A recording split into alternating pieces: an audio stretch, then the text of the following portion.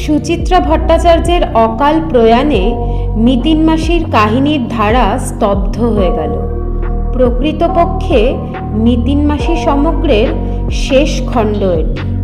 মিতিন মাসি ওরফে থার্ড আইয়ের প্রজ্ঞাপারমিতা মুখার্জি।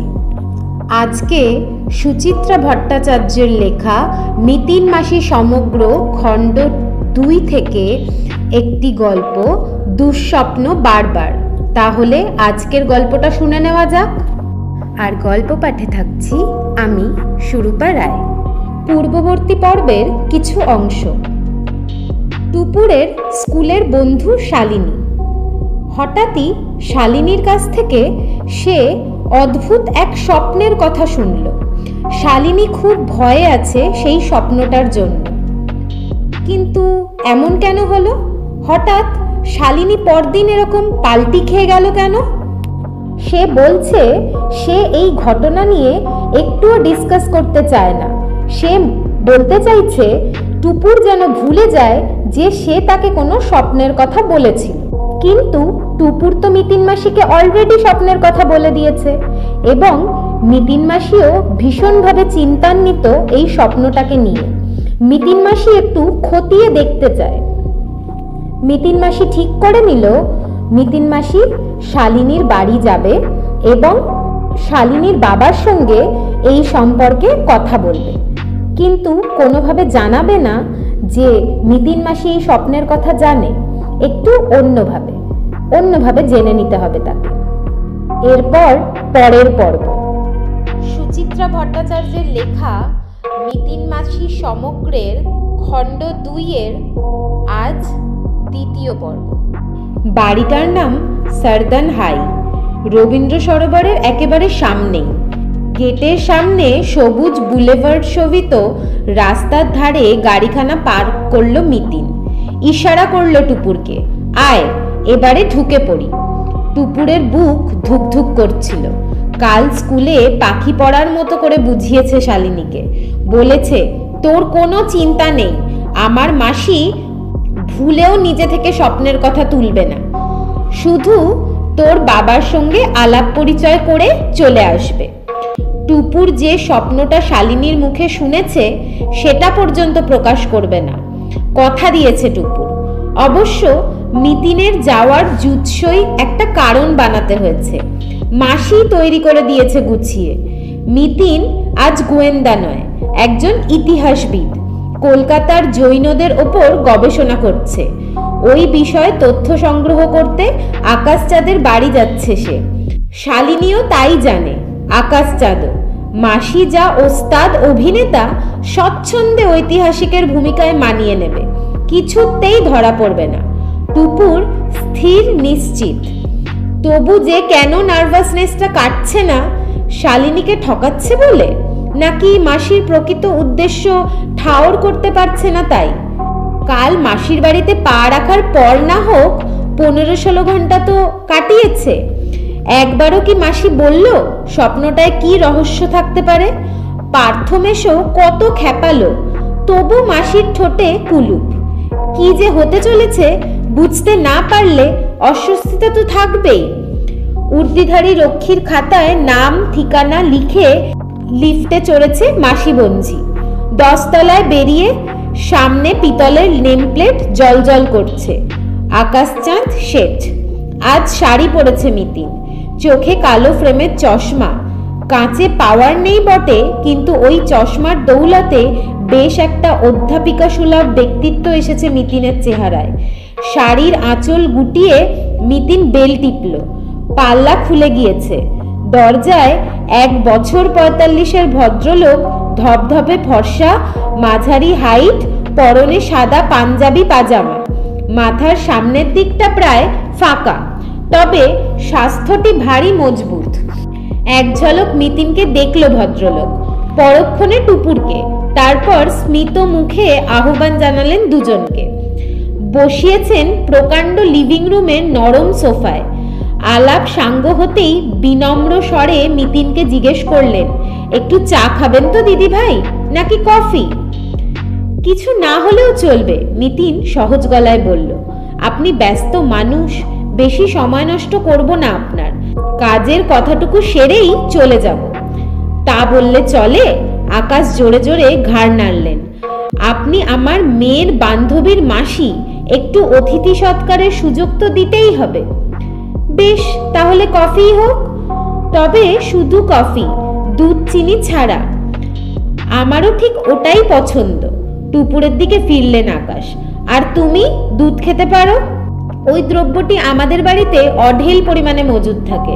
দুধের নাম শুনলেই গা গুলিয়ে ওঠে টুপুরের। ঢোক গিলে টুপুর বলল, পেট ভর্তি, একটু ঠান্ডা জল পেলেই যথেষ্ট। আমরা তো ঠান্ডা জল রাখি না। আকাশ একটু অপ্রস্তুত দেখালো। ঠান্ডা জলে নানা ধরনের ব্যাকটেরিয়া জন্মায়, তাই পারতপক্ষে। জানি। মিতিন মৃদু হাসল। আপনারা সাধ্যমতো প্রাণী হত্যা এড়িয়ে চলেন। জৈন ধর্মে জীবনের সমস্ত ক্ষেত্রে অহিংসাকে সবথেকে বেশি মান্যতা দেওয়া হয়। আপনি তো জানবেন বটেই। আমাদের ধর্ম নিয়ে তো আপনি। আকাশ এক মুহূর্ত থামলেন।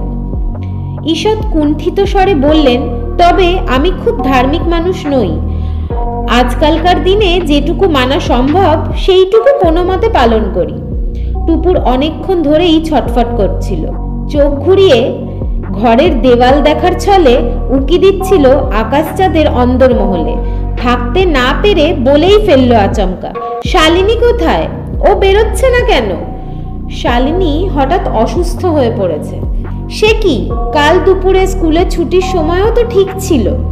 বলল কাল এখানে এলে আমাদের সাথে কত গল্প করবে। ও কাল সন্ধে থেকেই কাহিল। শেষ শ্রাবণের কড়া রোদ্দুরে ভাজা ভাজা হয়ে ফিরল। ফিরেই ঘরে এসি চালিয়েছিল। ব্যাস, ঠান্ডা লেগে গিয়েছে। একবার কি ওকে দেখে আসবো? উপায় নেই, রাত থেকেই ধুম জ্বর, ও এখন ঘুমোচ্ছে। টুপুর বেজায় হতাশ। শালিনীর সঙ্গে মাসির যদি দেখাই না হয় তাহলে আজ আসাটাই তো বৃথা। যা, সকালটাই মাটি হলো আজ। পার্থমেশও খুব খেপাবে। কিন্তু কি আশ্চর্য, মাসির কোনো হেলদোল নেই। দিব্যি কথা শুরু করে দিয়েছে আকাশচাঁদের সঙ্গে। হাসি মুখে বলছে, আপনার বাংলাটি ভারী চমৎকার। স্বাভাবিক, 7-8 পুরুষ বাংলায় আছি। আকাশচাঁদের স্বরে গর্ব ঝরে পড়ল। আমাদের এক পূর্বপুরুষ পাটনা ছেড়ে ঢাকা হয়ে মুর্শিদাবাদে বসবাস শুরু করেন। তারপর তো আমরা আর আমাদের আদি বাসস্থানে ফিরিইনি। পাটনা থেকে যিনি এসেছিলেন তার নাম কি হীরানন্দ শাহ? কেন বলুন তো? আকাশ ঈষৎ থমকেছেন। তার নাম জেনে কি লাভ? আমি একটা হিসেব মেলাতে চাইছি। মিতিন টান টান হয়ে বসল। আপনাদের আদি বাসস্থান কি রাজস্থানের ওসনাগরে? আপনারা কি জাতে ওসওয়াল? ঠিক, একদম ঠিক। 84 ঘর মারোয়ারি বণিকের মধ্যে আমরাই ছিলাম অগ্রগণ্য। তবে এখন আমি বাঙালি হয়ে গিয়েছি। দুয়ে দুয়ে 4ই হচ্ছে। কিভাবে? আমার ডেটা অনুযায়ী বিখ্যাত বণিক জগৎ শেঠদের কোনো বংশধর এই শহরেই বসবাস করছেন। মিতিন আকাশচাঁদের চোখে চোখ রাখল। এবং অনুমান যদি ভুল না হয়, আপনি ওই জগৎ শেঠ পরিবারেরই একজন। পলকের জন্য চোখজোড়া উদ্ভাসিত হয়ে উঠল আকাশচাঁদের। পরক্ষণেই যেন নিভে গেল মণি দুটো। ম্রিয়মান স্বরে বললেন, থাক না প্রসঙ্গটা। আমরা কি অন্য টপিক নিয়ে আলোচনা করতে পারি না? মিতিনের ভুরুতে পলকা ভাঁজ। আপত্তির কারণটা জানতে পারি? কবে ঘি খেয়েছি, এখনো তার ঢেকুর তুলব? এ আমার ভালো লাগে না ম্যাডাম। আকাশ ঈষৎ উঠে দাঁড়ালেন। একটু বসুন, আমি কফির বন্দোবস্তটা সেরে আসি। বলেই দ্রুত এল শেপের লিভিং রুমটি ছেড়ে অন্দরে মিলিয়ে গেলেন আকাশ। টুপুর ফিসফিস করে বলে উঠল, মূল কথাটা তো আসছেই না মাসি। স্বপ্ন রহস্য সব ভোঁ ভা হয়ে গেল নাকি? মিতিন নিরুত্তর, নির্বিকার। ভাবলেশীন মুখে দেখছে হলখানা। দূরে দেওয়ালে গাঁথা শ্বেতপাথরের ছোট্ট সিংহাসনে কোনো এক ঠাকুরের মূর্তি। পদ্মাসনে বসা দুধ সাদা মূর্তিটার চোখ দুটো জলজল করছে। সম্ভবত দামি কোনো পাথর। এক দৃষ্টে সেই দিকে তাকিয়ে আছে মিতিন। মূর্তির এক পাশে দেওয়ালে একখানা বাঁধানো ফটো। গোফওয়ালা টাকমাথা এক প্রৌঢ়। নিতিন ছবিটাও দেখছে যেন। ফিরেছে আকাশ। সামান্য কাট কাট স্বরে বললেন, আপনি কলকাতার জৈন সম্প্রদায়ের মানুষদের সম্পর্কে প্রশ্ন করুন না, যতটুকু যা জানি অবশ্যই বলবো। নিতিন একটু চিন্তা করে বলল, তথ্য জোগাড় করাটা তো আমার লক্ষ্য নয়। ইন্টারনেট ঘাঁটলে তো ভুরি ভুরি ইনফরমেশন মিলবে। আসলে আমি কলকাতার জৈনদের একটু অন্যভাবে জানতে চাই। তাদের পরিবারের কাঠামো কিভাবে সেটা বদলাচ্ছে, কিংবা আদেও বদলাচ্ছে কিনা। রাজস্থান, উত্তরপ্রদেশের জৈনদের সঙ্গে তাদের কতটা ফারাক, এইসব আমার গবেষণার বিষয়। তার জন্য আমি এক একটা জৈন পরিবার বেছে তাদের পরিবারের কাহিনী বিশদে নোট ডাউন করছি। আমি তাদের নাম পরিচয় সম্পূর্ণ গোপন রাখবো, এটুকু গ্যারান্টি দিতে পারি। একটু যেন সহজ হলেন আকাশচাঁদ। আমি তো আপনাকে হেল্পই করতে চাই। হাতের মুঠোয় ধরা মোবাইলটা সেন্টার টেবিলে রেখে নিতিন সোফায় হেলান দিয়ে বলল, কলকাতায় আপনাদের অরিজিনাল বাড়ি কোথায়? উত্তর কলকাতায়, মানিকতলার কাছে গৌরীবাড়ি নামে একটা জায়গা আছে। আমি চিনি, আপনাদের পরেশনাথের মন্দিরটা তো ওখানেই। পরেশনাথ মন্দিরের খুব কাছেই আমার বাড়ি ছিল, অনেক দিনের পুরনো, তা অন্তত 150 বছর তো হবেই, অর্থাৎ মোটামুটি 5 পুরুষ আগের। তখন আপনারা যৌথ পরিবারে ছিলেন নিশ্চয়ই। এখন তো পরিবার টুকরো টুকরো। বাকিরা কোথায় কোথায় ছড়িয়ে আছেন? 1-2 জন চলে গিয়েছেন রাজস্থানে, নগৌড়ে, ওয়েস্ট বেঙ্গলে, মুর্শিদাবাদ জেলার জিয়াগঞ্জে, লালগোলার দিকে থাকেন কয়েকজন, কেউ বা কলকাতাতেও আছেন। কলকাতার কোথায়? ওই পরেশনাথ মন্দিরের কাছে, বদ্রীদাস টেম্পল স্ট্রিট, আমাদের পুরনো বাড়িতে। ও, তার মানে বাড়িটা এখনো আছে? Very much. দোতলাটা অবশ্য পুরো ভেঙে রেনোভেট করেছিলেন আমার পিতাজি, সেও প্রায় 40 বছর আগে, আমার ছেলেবেলায়। ও, তা এখন সেখানে কে থাকেন? আপনার নিকট আত্মীয় কেউ? খুব আপনজন, আমার বড় ভাই, মানে আমার দাদা। আপনারা 2 ভাই পৃথক হয়ে গিয়েছেন বুঝি? অনেক দিন। আমার মেয়ে তখন বছরখানেকের, সে এখন 13+। মধ্যবয়সী এক কাজের লোক নিতিনের কফি এনেছে, সঙ্গে বড় প্লেট ভর্তি কাজু কিশমিশ, পাশে গ্লাসে কি এক পানীয়। আকাশচাঁদের অনুরোধে টুপুরকে গিলতে হলো পানীয়টা। স্বাদটা অবশ্য মন্দ নয়, দুধের মধ্যে সম্ভবত পেস্তা বাদাম বাটা মিশিয়ে বানানো। তবু ওই দুধ আছে বলেই পেটটা কেমন যেন কিরকির করছে। তাড়াতাড়ি এক মুঠো কাজু মুখে পুরে দিল টুপুর। নিতিন কালো বরণ কফিতে চুমুক দিচ্ছে। কাপটা নামিয়ে রেখে হঠাৎ বলল, যদি একটা ব্যক্তিগত প্রশ্ন করি, জবাব মিলবে কি? আগে প্রশ্নটা শুনি। 12-13 বছর আগে আপনার বয়স ছিল বড়জোর 30-32। আপনার মেয়ে তখন প্রায় কোলে। ওই রকম একটা সময় ভাইয়ে ভাইয়ে আলাদা হওয়াটা খুব একটা স্বাভাবিক ঘটনা নয়, বিশেষত আপনাদের মারোয়ারি সমাজে। নিতিন অল্প ঝুঁকল। দাদা ভাইয়ের একেবারে বনিবনা ছিল না বুঝি? আমরা একেবারে অন্য ধরনের মানুষ। দাদা গোঁড়া প্রাচীনপন্থী, ভীষণ রক্ষণশীল ধরনের, সেই ছোটবেলা থেকেই।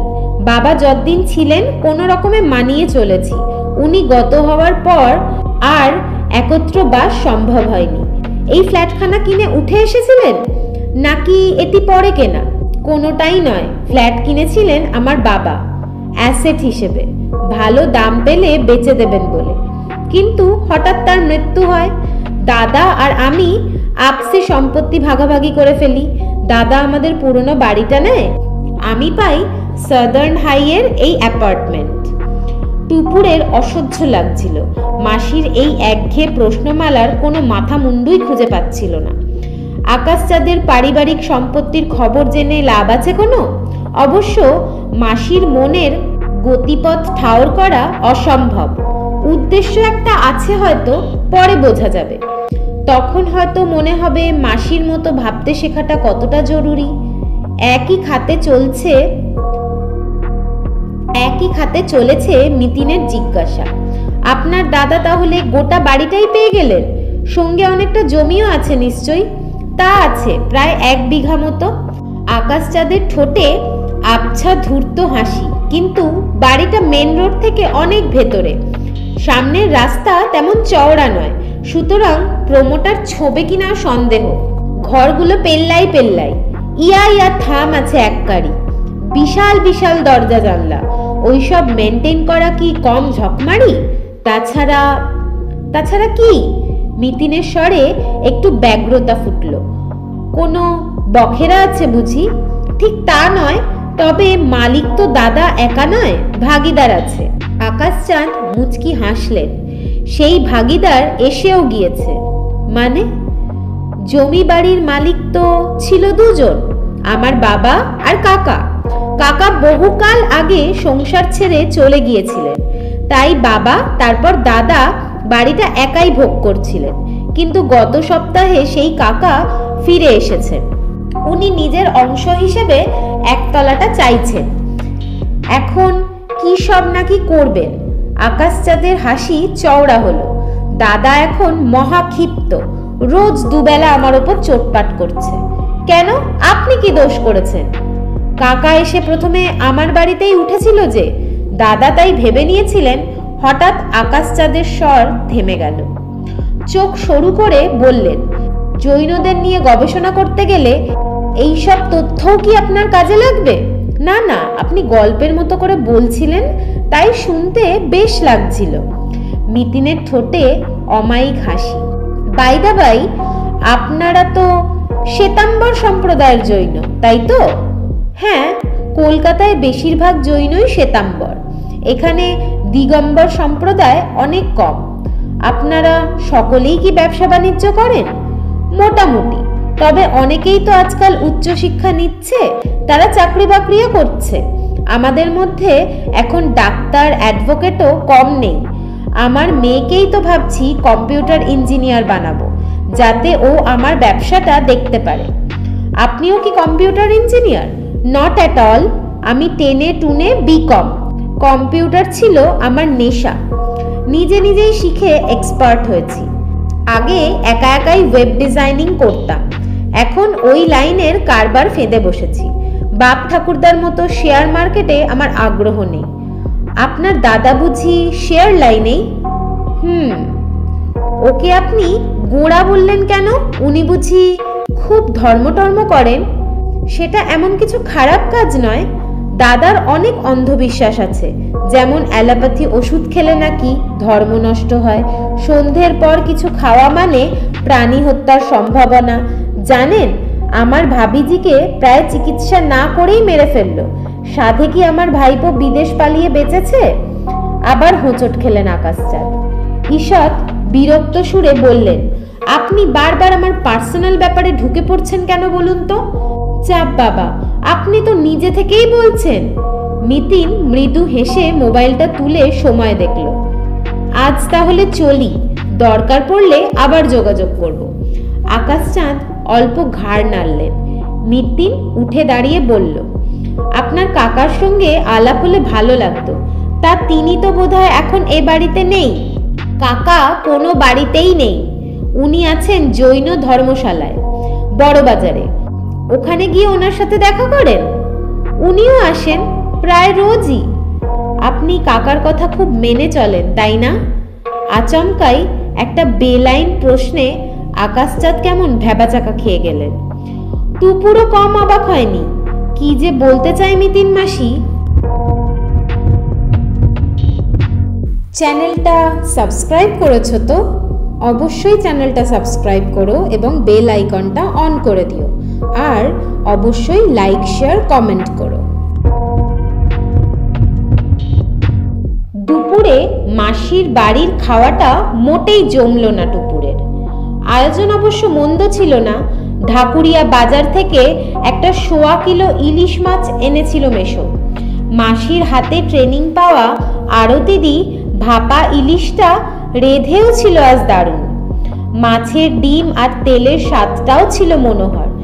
কিন্তু টুপুরের মুখে রুচলে তো, এমনকি শেষ পাতে সুরেশের অতি সুমধুর রাবড়ি পর্যন্ত জিভে পানসে ঠেকল। মন ভালো না থাকলে যা হয় আর কি, ফুচকাও তো এখন উঠছে। শালিনীর বাড়িতে বেইজ্জত হওয়াটা টুপুর কিছুতেই ভুলতে পারছে না যে। হ্যাঁ, বেইজ্জতই তো। আকাশচাঁদ যাই বলুন, শালিনীর সঙ্গে দেখা করতে না দেওয়াটা অপমান হিসেবেই দেখছে টুপু। মাসি সেই অপমানটা গ্রাহ্যের মধ্যেই আনলো না, গোদের ওপর বিস্ফোরা। শালিনীর বাবার সঙ্গে কেন যে অতক্ষণ ধরে হাবিজাবি বকলো সেটা পর্যন্ত টুপুরের কাছে ঝেড়ে কাশছে না। তাহলে মাসির বাড়িতে টুপুরের আর পড়ে থাকার দরকার আছে কি? বরং মেশোকে বললেই হয় আজ বিকেলে তাকে হাতিবাগানে পৌঁছে দিয়ে আসুক। বুধবার ম্যাথসের ক্লাস টেস্ট, কাল জন্মাষ্টমীর দিনটা না হয় পাটিগণিত বীজগণিত কষেই কাটাবে। কথাটা বলতেই ঘুমন্ত বুমবুমকে ডিঙিয়ে বিছানা থেকে নামলো টুপু। দরজা পর্যন্তও যায়নি, মেশোর গলা শুনে পা আটকে গেল। পার্থ মেশো বলছে, তুমি তাহলে শিওর আকাশচাঁদ জগৎ শেঠদের বংশধর? মিতিন মাসির স্বর উড়ে এলো, 200%। কিন্তু পরিচয় গোপন রাখতে চাইছে কেন? রাখেনি তো, ভদ্রলোকের ফেসবুক প্রোফাইলই তো বলে দিচ্ছেন উনি কে। হাউ? নাগৌর পাটনা, রাজমহল মুর্শিদাবাদ, মহিমাপুর ওং গঙ্গা, হীরামানিক ফতে আনন্দ মহাতব স্বরূপ ওং গঙ্গা, এটাই তো যথেষ্ট। হাউ হাউ হাউ করো না, যা বলছি মন দিয়ে শোনো। রাজস্থানের এক মরুদ্যান শহর নগৌর, সেখান থেকে জৈন বণিক হীরানন্দ শাহ এসেছিলেন পাটনায় বাদশাহ শাহজাহানের আমলে। হীরানন্দের ছেলে মানিকচাঁদ পাটনা থেকে এলেন বাংলার তখনকার রাজধানী ঢাকা রাজমহলে। মুর্শিদ কুলি খাঁ বাংলার নবাব হয়ে রাজধানী সরিয়ে নিয়ে গেলেন মুর্শিদাবাদে। মানিকচাঁদও তার পিছু পিছু সেখানে হাজির। ঝানু ব্যবসায়ী মানিকচাঁদের কারবার ছড়িয়ে পড়ল দূর দূরান্তে, বেনারস, ইলাহাবাদ, কোড়া, জাহানাবাদ, আগ্রা ছাড়িয়ে সেই দিল্লি পর্যন্ত। বাদশাহ ফারুকশিয়ার তাকে দেন শেঠ খেতাব, পরে সেটাই হয়ে যায় জগৎ শেঠ। তাই তো? আগে না স্যার, দিল্লিতে একটা বড় আকাল হয়েছিল, তখন বাদশার হয়ে অজস্র লোক হুন্ডিতে টাকা ধার দিয়েছিলেন শেঠ মানিকচাঁদের দত্তক পুত্র ফতেচাঁদ। খুশি হয়ে বাদশাহ তাকে দিলেন জগৎ শেঠ উপাধি। বংশটার নামই হয়ে গেল জগৎ শেঠ।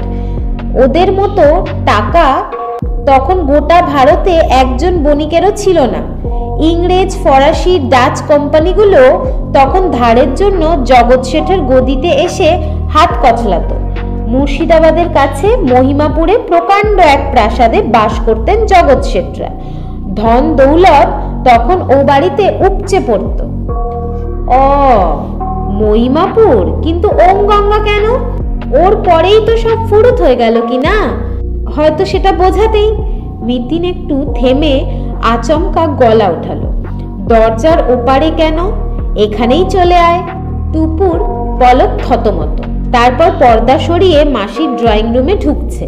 গোমরা গলায় বলল, ভাবলাম তোমাদের জ্ঞান চর্চায় বিঘ্ন ঘটবে, তাই আড়াল থেকে তোমাদের কথা গিলছিলাম, তাই তো? মিতিনের ঠোঁটে মুচকি হাসি। তোকে একটা বেসিক টিপস দিই, আড়ি পেতে যখন কিছু শুনবি, শরীরের অঙ্গ প্রত্যঙ্গগুলো সম্পর্কে সতর্ক থাকবি। পর্দার ওপারে দাঁড়িয়ে আছিস, অথচ পা দুখানা স্পষ্ট দেখা যাচ্ছে, এমনটা যেন আর না হয়। টুপুর মনে মনে জিভ কাটল, মুখে অবশ্য বলল, ওসব শিখে আমার কি হবে? তুমি তো আমায় অ্যাসিস্ট্যান্ট করছো না। কি যুক্তিতে এমন একটা সিদ্ধান্তে পৌঁছলি? তোমার অ্যাটিটিউডেই বোঝা যায় তুমি আমার সঙ্গে কিছুই আলোচনা করতে চাইছো না। খুব চটেছিস, হ্যাঁ? মিতিন শব্দ করে হেসে উঠল। ওরে বোকা, আমি তোকে নিজের মতো করে ভাবনা চিন্তা করার সময় দিলাম, যাতে তোর মনে রহস্যটা নিয়ে নানান প্রশ্ন ওঠে, ঘটনা প্রবাহের অস্বাভাবিক অংশগুলো তোর নজরে পড়ে। আমি তো তেমন কিছু দেখছি না, একমাত্র শালিনীকে লুকিয়ে রাখা ছাড়া। কেন লুকিয়ে রাখলেন বলতো? তোর কি মনে হয়? যাতে ওই উদ্ভট স্বপ্নটা নিয়ে কোনো কথা না ওঠে। এমনটা আকাশচাঁদ ভাববেন কেন? আমি তো গিয়েছি অন্য প্রয়োজনে। হয়তো শালিনী আগেই টুপুরের নামটা বাবাকে বলেছিল, কিংবা তোমরা যাবে শুনে জেরা করে শালিনীর মুখ থেকে জেনে গিয়েছিলেন ওয়েন্দ্রিলা নামের মেয়েটা ওই ব্যাড ড্রিমটা সম্পর্কে অবহিত। টুপুরের বদলে পার্থই যুক্তি খাড়া করলো। হয়তো উনি ভেবেছেন শালিনী সামনে এলে ওয়েন্দ্রিলা টুপুর হয়তো প্রসঙ্গটা তুলে বসতে পারে। তো তাই to be on the safe side উনি শালিনীকে আড়ালে দাঁড়াও, স্বপ্নটার একটা বিপদ ঘটার মতো সাইড আছে, তাহলে থাকতেও পারে। অন্তত শালিনীর বাবা তো তাই মনে করেন, শালিনীর দাদুটিও। আমি তো সেই সাইডটাই খুঁজছি মশাই, আর সে ব্যাপারে ওই দাদুটির কি ভূমিকা সেটাও আমাকে জানতে হবে। কিন্তু কেন? টুপুর অসহিষ্ণু হয়ে বলল, এখানে তো কোনো ক্রাইম টাইমের ব্যাপার নেই মাসি, শুধু অপরাধ আর ক্রিমিনালের সন্ধান করাই কি আমার থার্ড আইয়ের কাজ? যে কোনো রহস্যের জট খোলাই তো তৃতীয় নয়নের লক্ষ্য। নিতিনের হাসি হাসি মুখে পলকা ছায়া। তাছাড়া শিগগির একটা অপরাধ ঘটবে কিনা সে সম্পর্কে তো নিশ্চিত হতে চাই, কারণ বিপদে যে পড়তে পারে সে এক অতি নিরীহ বালিকা। টুপুর আশঙ্কিত গলায় জিজ্ঞেস করলো, তুমি কি শালিনীর কথা বলছো? অবশ্যই, স্বপ্নটা সে দেখেছে এবং এখনো দেখছে, নিশ্চয়ই অকারণে নয়। নিতিন ভুরু কুঁচকলো। দেওয়াল ঘড়িটা দেখলো এক ঝলক, আঙুল তুলে টুপুরকে বলল, এই সময়টায় শালিনী সম্ভবত একা আছে, ওকে একটা মেসেজ করতো। কি লিখব? বেশি কিছু নয়, লুকিয়ে ফোন কর, ভেরি আর্জেন্ট। যদি উত্তর না আসে, আমার ষষ্ঠেন্দ্রিয় বলছে আসবে। ধরো এলো, কি বলবো সেটা তুই আমার ওপর ছেড়ে দে, কথা তো আমি বলবো। সন্দিগ্ধ চোখে মাসিকে দেখতে দেখতে ঘর থেকে মোবাইলটা নিয়ে এলো টুপুর। টুকটুক বোতাম টিপে রাখলো পাশে, হৃৎপিণ্ডে লাবডুব। এই বুঝি বেজে উঠল। নিতিন হাসছে, অত টেনশন করিস না, ওর একটু সময় লাগবে বলেই পার্থর দিকে ফিরেছে। সহজ গলায় বলল, আমাদের যেন কি নিয়ে কথা হচ্ছিল? পার্থর চোখ পিটপিট, একটু মাথা চুলকলো, বলল জগৎ শেঠ। হ্যাঁ হ্যাঁ, জগৎ শেঠ। ওদের ধনরত্ন নিয়েই তো গল্পগাছা কম নেই, ব্যবসা শুরু নিয়েও উপাখ্যান আছে। হীরানন্দ শাহ নাকি পাটনা এসেছিলেন প্রায় শূন্য হাতে। একদিন ঘুরতে ঘুরতে পাটনার কাছে এক জঙ্গলে ঢুকে দুপুরবেলা ঘুমিয়ে পড়েছিলেন হীরানন্দ। হঠাৎ ঘুম ভাঙে এক আর্তনাদ শুনে। শব্দের উৎস খুঁজতে গিয়ে দেখেন কাছেই এক ভাঙাচোরা প্রাসাদ, তার অন্দরে এক অসুস্থ বুড়ো লোক যন্ত্রণায় কাতরাচ্ছে। হীরানন্দ সেই বৃদ্ধের খুব সেবা শুশ্রূষা করেন, কিন্তু বুড়ো লোকটি বাঁচেননি। তার সৎকার করার পর হীরানন্দ আবিষ্কার করেন বিপুল টাকা পয়সা রেখে গিয়েছেন ভদ্রলোক।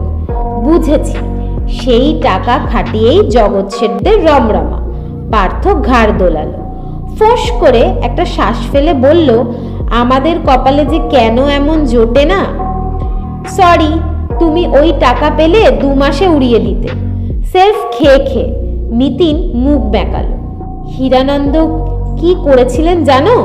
গোটা টাকাটা একেবারে নেননি, যতটুকুনি দরকার শুধু ততটুকুনি নিয়ে যেতেন, খেপে খেপে এসে। যাই হোক, পরের টাকায় শেঠ বনায় কৃতিত্ব নেই। অন্যের টাকার জোরে ওরা শেঠ হননি, ব্যবসা বুদ্ধির জোরে ওরা ধনী হয়েছিলেন। তখন মুর্শিদাবাদে টাকশাল ছিল, যেখানে নিজস্ব মুদ্রা তৈরি করা হতো নবাবের। ওরা ছিলেন তার কর্তা। নবাবের গোটা টাকা পয়সার জগৎটাই ছিল ওদের মুঠোয়। কত ধন সম্পদ ছিল তাদের বাড়িতে জানো? 10 লাখ, 20 লাখ, 50 লাখ, এভাবে হিসেব হবেই না। 4 সিন্ধুক বোঝাই রৌপ্য মুদ্রা মজুদ থাকতো সর্বদা। এছাড়া ছিল 2 সিন্ধুক সোনার মোহর, আর 4 সিন্ধুক সোনার উপর বাঁট, সিন্ধুক ভর্তি হিরে জহরত, প্লাস রাশি রাশি মুক্ত, প্লাস চুনি দিয়ে তৈরি একটা লক্ষ্মী মূর্তি। জৈন গুরু ভগবান পার্শ্বনাথের একখানা স্ট্যাচু পান্না দিয়ে তৈরি। যা মাসি, তুমি কিন্তু বাড়িয়ে বলছো। টুপুর না বলে পারল না, অবিশ্বাসী সুরে বলল, এত কিছু কারো থাকে নাকি? সত্যি ছিল রে, শুধু তাই নয়, মাত্র 2 পুরুষেই এই সম্পত্তি তৈরি করেছিলেন জগৎ শেঠরা।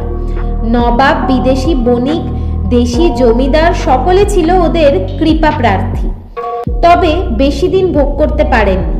ফতেচাঁদের নাতি মহতাব চাঁদ পর্যন্ত জলুস ছিল, তারপর থেকেই পতন। শুধু পতন? ঠিক হয়েছে।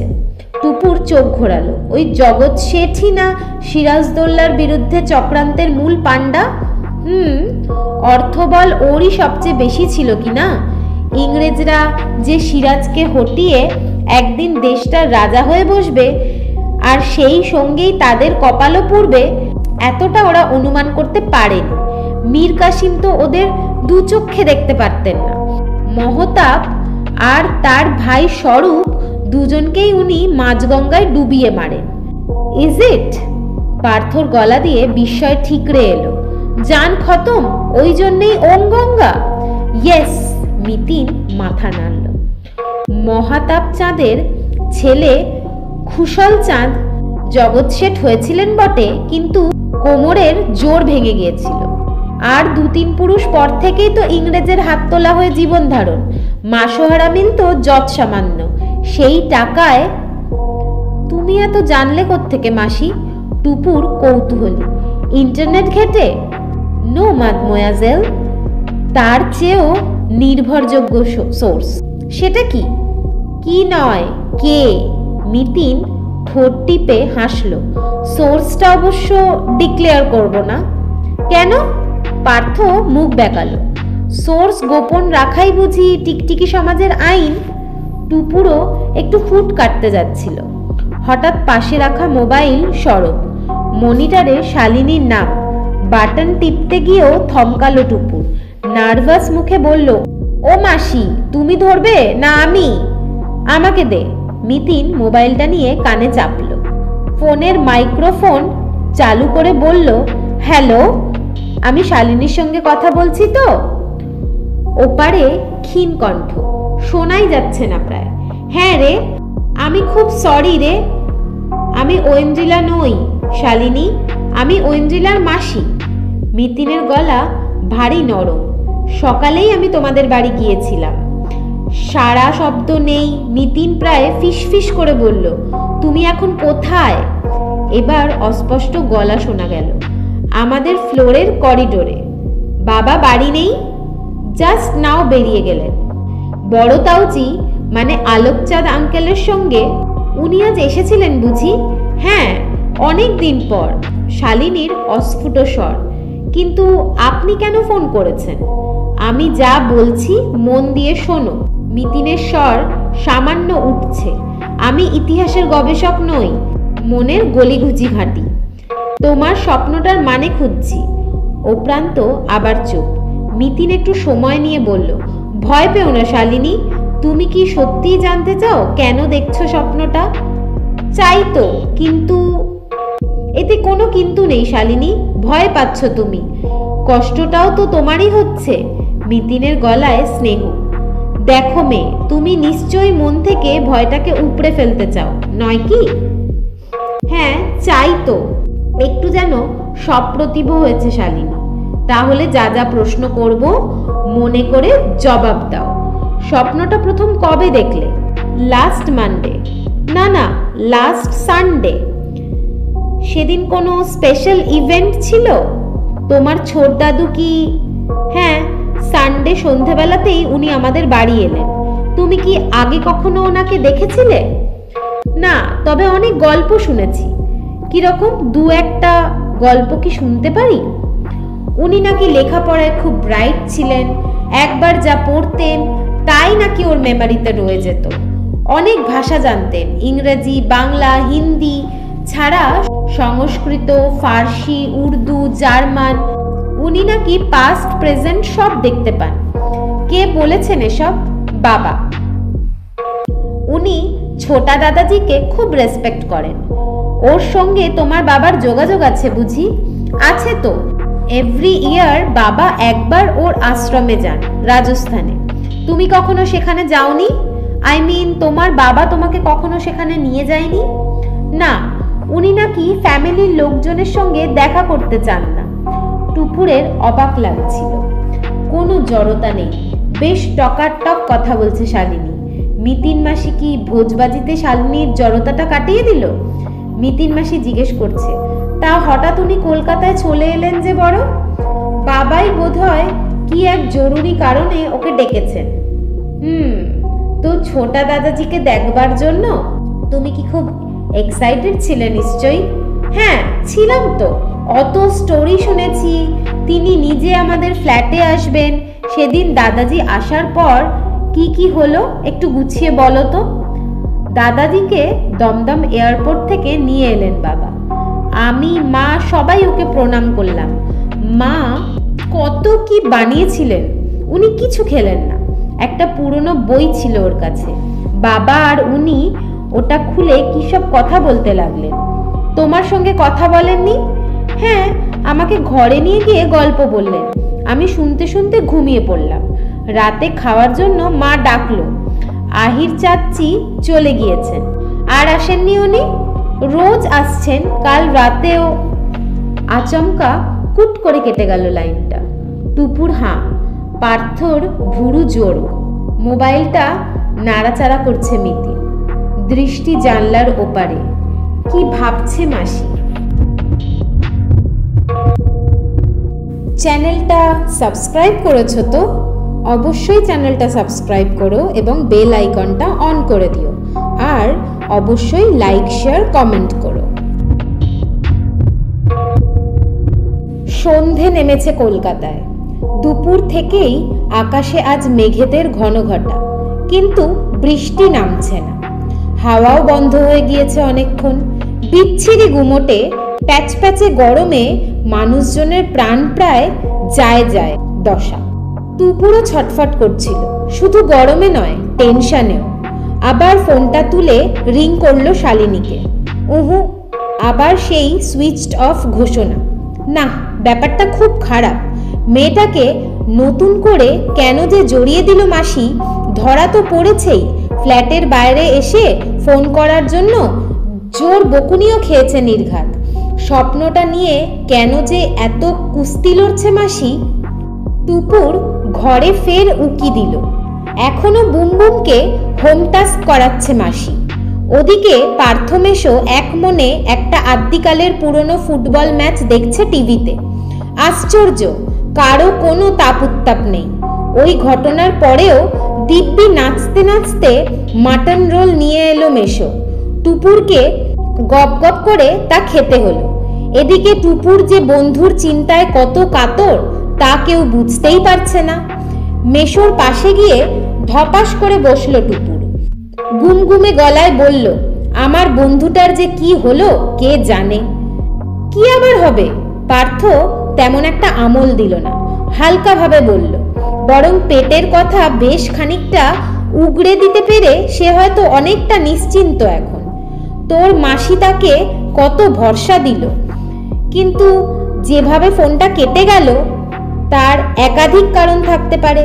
হয়তো তক্ষুনি ওর ব্যাটারির চার্জ ফুরিয়ে গিয়েছিল, কিংবা সার্ভিস প্রোভাইডার কোম্পানিটির হয়তো ঠিক ওই মুহূর্তেই সার্ভার বসে গেল।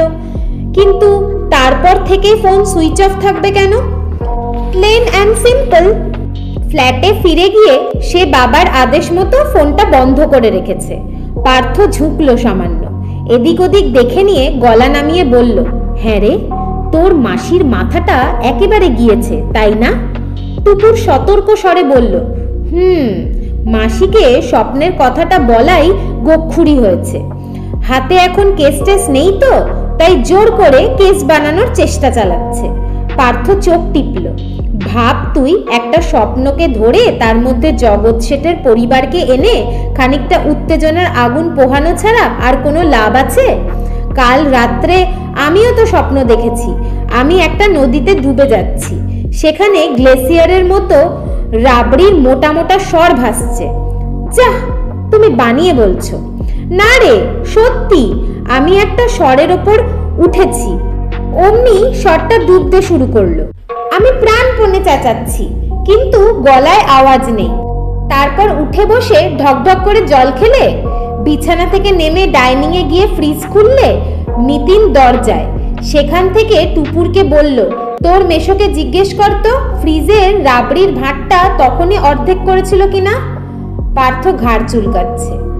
তখন তুমি জেগেছিলে বুঝি? আজ্ঞে না, তোমার অভ্যেস আর কার্যকারণ সম্পর্ক দিয়ে মেলালাম। নিতিন সোফায় এসে বসলো, মোলায়েম সুরে বলল, শালিনীর স্বপ্নটা আমি ওভাবে স্টাডি করছি মশাই, টাইম পাস হিসেবে মন্দ কি? পার্থর স্বরে বিদ্রুপ। রাত দুপুরে চুরি ধরা পড়ে যাওয়ার ঝাল মেটাতে টক টক গলায় বলল, শেষে কিন্তু অশ্বডিম্ব মিলবেই। নিতিন একটুও চটল না, হাসি মুখে বলল, আমাকে কয়েকটা জিনিস বুঝিয়ে দেবে? পার্থ টিভি অফ করে সিধে হয়ে বসলো, কাঁধ ঝাঁকিয়ে বলল, লেট মি ট্রাই। যে সংসার ত্যাগী মানুষটা আত্মীয় স্বজনদের দেখতে চান না, তিনি হঠাৎ উড়ে এলেন কলকাতায়। হ্যাঁ, উড়ে, ট্রেনে চেপে নয়। খরচের কথা এক্ষুনি ধরছি না, কিন্তু এত তাড়া কিসের? শালিনী তো বলল আকাশচাঁদ ওকে ডেকে এনেছেন। ডাকতেই উনি চলে এলেন। যিনি 20 বছর কলকাতার ছায়া মারান না, এসেই একখানা কিতাব খুলে জরুরি আলোচনায় ব্যস্ত হয়ে পড়লেন দুই জৈন, যাদের একজন প্রবীণ সন্ন্যাসী। তারপরই নাতনিকে গল্প শোনাতে এগিয়ে এলেন, যে নাতনির সঙ্গে তার পরিচয়ই নেই। গল্পটা কি নিয়ে তা জানি না, কিন্তু সেই গল্প শুনে সন্ধেবেলাতেই ঘুমিয়ে পড়ল শালিনী। আর সেই রাত থেকেই শুরু হলো মেয়েটার দুঃস্বপ্ন। ওটা কাকতালীয়, অন্য ঘটনাগুলোর সঙ্গে মেলাচ্ছ কেন?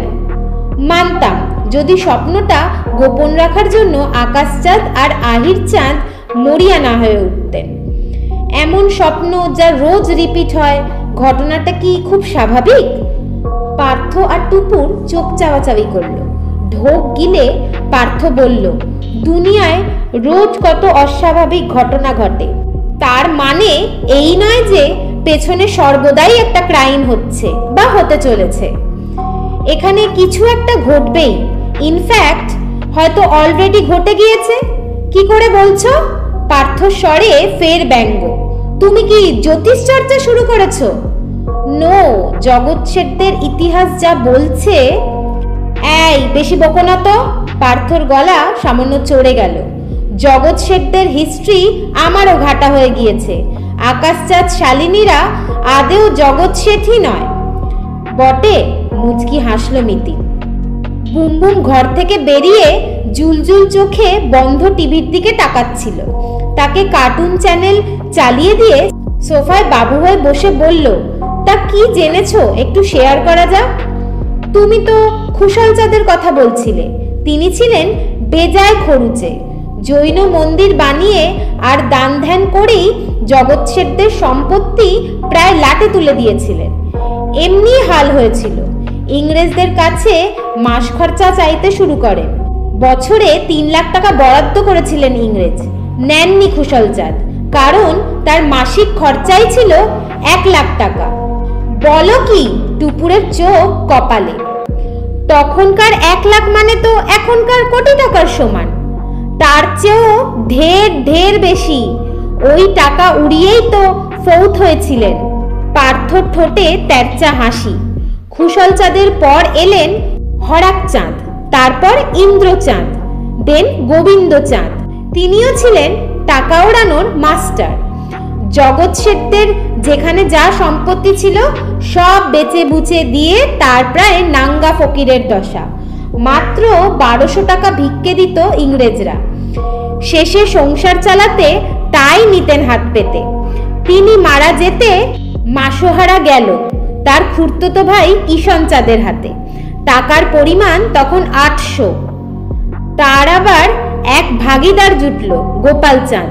ওই টাকা থেকে 300 চলে গেল তার গব্বায়। ভাব তুই।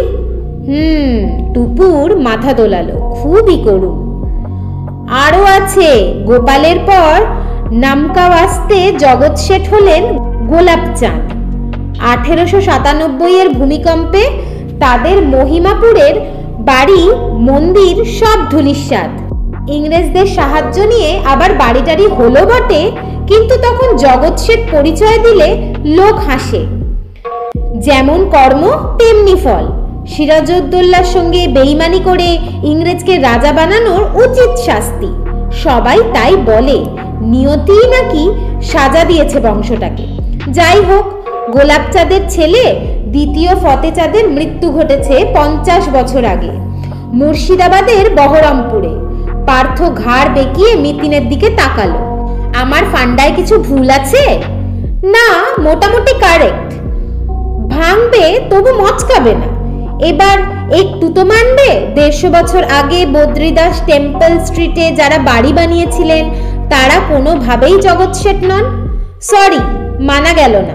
কেন কেন কেন? কারণ এত খেটে খুঁটে তুমি শুধু ইতিহাসের অর্ধেকটা জেনেছো। আকাশচাঁদ শেঠদের পরিবারটা আছে ইতিহাসের বাকি অর্ধেকটায়। বলতে পারো চাঁদের উল্টো পিঠ। বুঝলাম না। পার্থর চোখ পিটপিট।